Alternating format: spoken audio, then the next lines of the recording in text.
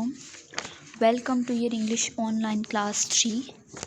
I'm your English teacher, Ma'am Maria. Students, I hope all of you will be fine by the grace of Allah. Students, in previous lecture we started the lesson number 12. Olivia goes to a dentist, a hairdresser. Students, अब हम इसकी next exercise start करेंगे.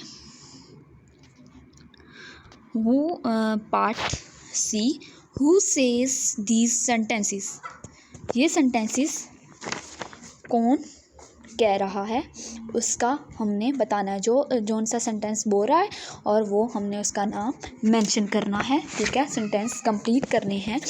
Now you have got a lovely tail on your head, कि तुम्हारे sir पे एक बहुत अच्छी टेल बनी हुई है. तो ये कौन कह रहा था? जब वो बाल कटवाने गई थी तो उसको हेयर ड्रेसर ने ये बोला था. I do not want short hair, मुझे छोटे बाल नहीं पसंद. ये किसने कहा था? Says Olivia. नेक्स्ट थर्ड है, you won't be able to see anything soon, says mother. तो ये किसने कहा था? To see anything soon, says mother, उसकी अम्मा जान ने कहा था. 4 है, have you been brushing your teeth, क्या तुम अपने दांत जो है वो ब्रश करती हो? तो ये किसने कहा था? डेंटिस्ट ने. Says the dentist. That look fine to me, says the dentist. Students, अब हम ये यहाँ से नेक्स्ट वीक का काम है डी से स्टार्ट करेंगे. Exercise D, complete the spelling. तो frightened, good bye, goodness, tooth brushing और लिली, ये आपने एक्सरसाइज बुक पर डन करनी है. Suit out the verbs and adjective separately.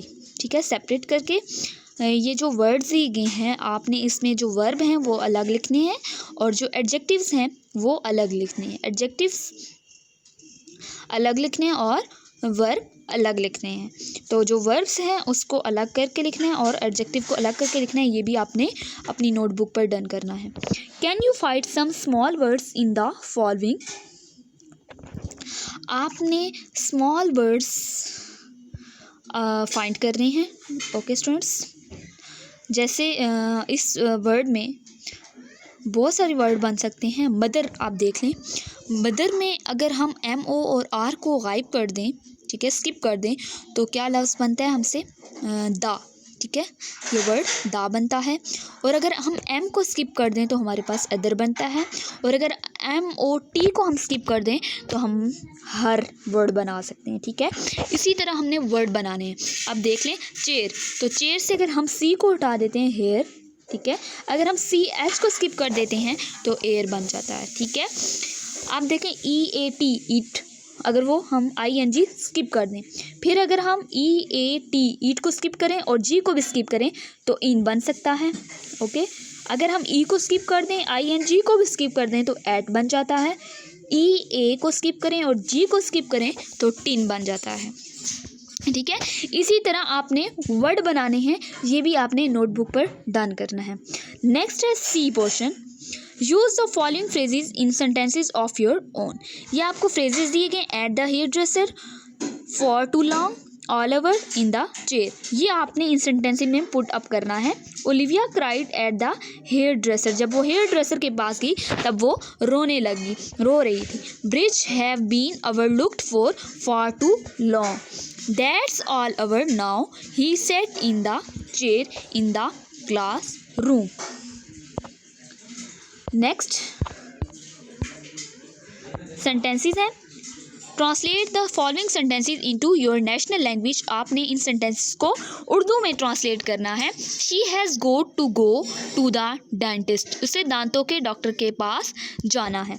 He has go to cook every day, उसे हर रोज़ खाना पकाना होता है. रॉबर्ट को to get up early in the morning, सुबह सवेरे जल्दी उठना है. Helen has go to finish her homework daily, हेलन को रोज़ाना अपना होमवर्क ख़त्म करना होता है. Note, has to and has go to have the same meaning. ये स्टूडेंट्स इसमें जो हैज़ टू है या ये जो ब्रैकेट में दिए ये बेशक आप लिखें या ना लिखें, स्किप भी कर सकते हैं। और हैज़ गोट का भी सेम मीनिंग है, ठीक है। हैज़ गोट टू का भी और हैज़ गोट का भी एक ही मीनिंग है, ठीक है। ओके स्टूडेंट, अल्लाह हाफिज़, स्टे ब्लेस्ड।